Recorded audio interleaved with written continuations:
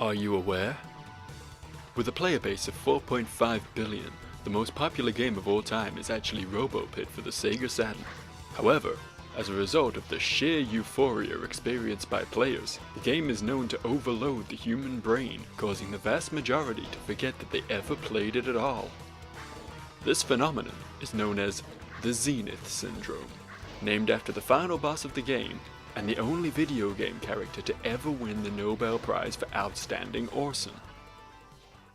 The game's origins date as far back as the 1800s and the founding of a little studio known as Nintendo.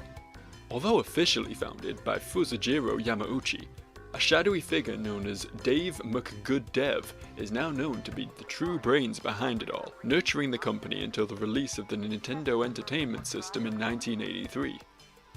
By this point, Yamauchi was long gone, but with the company in the hands of competent developers whom the omnipotent being Dave McGooddev had hand-picked and trained in the ways of game design from birth, Nintendo seemed set to make gaming history. And so, seeing that his work was done, McGooddev moved on to found a new company, Ultron. Not wishing to step on Nintendo's toes, Ultron spent over a decade intentionally publishing a stream of mediocre games. This era is known as the Great Cleansing, wherein McGooddev purged all the bad game concepts from the ether, making way for the development of the greatest game in the history of all existence, McGooddev's masterpiece, RoboPit.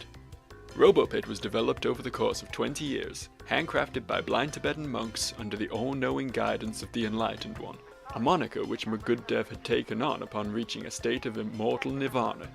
The game was initially so good that merely looking at the code caused premature death in several of the monks as their brains melted out of their ears, so in order to counterbalance this, the Enlightened One cleverly put in a few very minor flaws which would allow this game to be played by mortal men.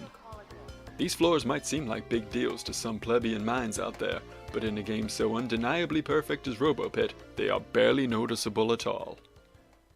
The game would eventually release in 1996 on two consoles, neither being the new system from the Enlightened One's original company, Nintendo. Indeed, the Enlightened One had seen the runaway popularity and incredible games of the Nintendo 64 and figured they needed reining in before they could grow too powerful. And so, the supreme version of the game was released on the Saturn, the latest console from Nintendo's struggling competitor Sega in an attempt to drive competition in the industry. This would end up working too well, with Sega's Dreamcast eventually becoming the dominant console in the market and the only method of video gaming in the modern era due to the extreme restrictions placed on us here in Sonictopia. The third big company in the running, Sony, received a lesser version of RoboPit for their own console, the PlayStation. I don't blame you if you've never heard of that one. It was doomed to failure, and Sony were never heard from again. The partial snub was a result of Sony's hubris in attempting to trump the Enlightened One with what would come to be known as the second best game of all time, Croc for the PlayStation.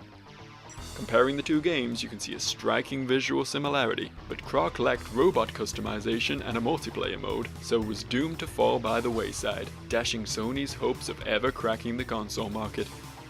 Having completed his godly mission here on Earth, the Enlightened One ascended to the Pantheon, leaving Ultron to continue without him.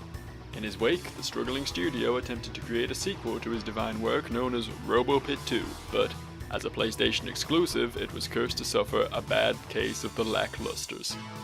The strange decision to not feature fan-favorite Teki Teki was enough to bury the franchise forever. To this day, RoboPit remains absurdly popular despite no one ever remembering that they played it. There is a colossal tournament held every 6 months with the game, wherein the prize is to ascend to godhood alongside the almighty Enlightened One. Similarly, the speedrunning community is flourishing, with the current record for the Sega Saturn version held by one Average Joe Esquire. The game itself features 4 bosses and 9 mini-bosses, but in a move that was truly ahead of its time, all bosses bar the final one are not only entirely optional, but also completely pointless to fight, due to being the only opponents who don't drop weapons for the player.